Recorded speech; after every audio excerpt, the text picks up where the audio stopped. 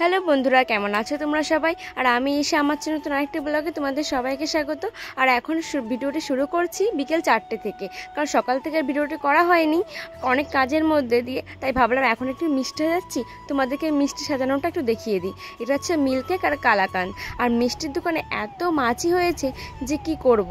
তারপরে দেখো বিকেল বিকেল ভাব হয়ে গেছে, তো সে কারণে একটু ফুচকা খেতে মন চাইছিল, তাই তোমাদের দাদা বলে চলো তাহলে ফুচকাটাই খাওয়া যাক। কারণ এখানে রেডিমেড ফুচকা তোমরা আগেও আমাদের ভিডিওটা দেখেছো যে রেডিমেড ফুচকা কিন্তু আমরা কিনে নিয়ে এসেছিলাম, সেইটা এত রয়েছে যে কি বলবো, সেটা আর খাওয়া হয় না। দুজন মিলে আর কতই খাবো বলো। আর দেখেছো তো মিষ্টির দোকানে এত মাছি হয়েছে, আর মাছি পড়লে না একদমই খেতে ইচ্ছা করে না, খুব পেট খারাপ হয়। তারপরে দেখো টক জল আলু ছানা সব করে নিয়েছি। আর ওটা খাওয়ার পরে কিন্তু দাদা একটু দেরি করে নিয়ে চলে গেছিলো বাজার করতে, কারণ দেরি তো হচ্ছে বলো, এখানে সন্ধ্যা না হোক টাইম তো চলে যাচ্ছে, তাই সেজন্য কিন্তু তোমার দাদা চলে গেছিলো বাজারে। আর বাজার থেকে দেখো কালো পলিথিন ভর্তি নিয়ে চলে এসেছে।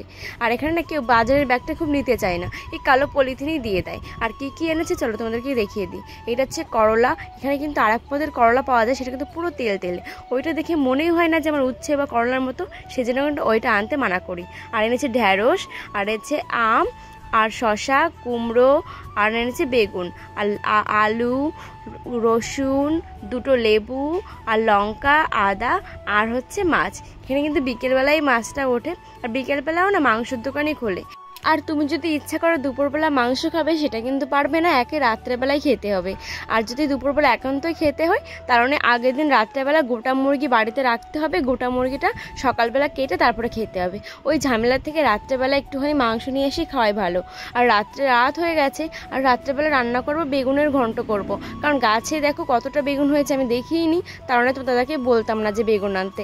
দেখো গাছে বেগুন হয়েছে, এবার এই বেগুনগুলো খাবো না ওই বেগুনগুলো খাবো, সেই জন্য এত বেগুন হয়ে গেছে, তাই ভাবলাম বেগুনের ঘন্টটা করে নিই। তোমরা কে কে বেগুনের ঘন্ট খেতে ভালোবাসো আমাকে কিন্তু কমেন্ট করে জানিও। আর আমার তো খুবই ভালো লাগে, কারণ আমার মা এত সুন্দর করে বেগুনের ঘন্টটা করতো, সেই থেকে কিন্তু আমিও মার থেকে শিখে গেছি। আর এখানে রসুন ছাড়িয়ে নিয়েছি বেগুনের ঘন্টর জন্য। তোমরা কে কে বেগুনের ঘন্ট কী করে খাও আমাকে কিন্তু কমেন্ট করে অবশ্যই জানিও বন্ধুরা। আর রাতটাও না অনেকটা হয়ে গেছে, তারপরে তোমাদের দাদা আর আমি একটুখানি গিয়েছিলাম মিষ্টির দোকানে, মানে অন্য মিষ্টির দোকানে আমাদের রেডিমেড দিতে, সেই কারণে কিন্তু রান্নাবান্না করতে একটু দেরি হয়ে গেল। আর এই রাত্রেবেলা না বাইক থেকে ঘুরে এসে মনে বলে না যে কিছু রান্না করি, আর কি করো বলো, রাত্রেবেলায় তোমাদের দাদার আমি যাই মিষ্টিটা দিতে দোকানে, আর সকালবেলা যেতে পারে, কিন্তু ওই রোদ উঠে যায় এত, মাথা ঘুরে পড়ে যাবে, সেই রোদের ভয়ে যায় না। আর এখানের মানুষের কোনো কিছুই হয় না, কারণ এখানে থাকতে থাকতে তাদের তো অবস্থি হয়ে গেছে না, তাদের সয়ে গেছে, অত রোদে কিছু হয় না। কিন্তু আমাদের না রোদ দেখেই ভয় লাগে, আর এখানে মানুষ তাও সে কাজ করে, কি বা করে। ঠিক আছে বন্ধুরা, আর বেশি কথা বলবো না, কারণ শরীরে এতই খারাপ লাগছে, মনে বলছে শুয়ে পড়ি, তাও রান্নাটা করে কিন্তু শুয়ে পড়বো। আজকের ভিডিওটি এই পর্যন্তই। ভিডিওটি ভালো লাগলে চ্যানেলটিকে সাবস্ক্রাইব করে দিও, আর কালকের ভিডিওটি খুব ভালো হতে চলেছে, দেখার জন্য সাবস্ক্রাইব করে রেখো।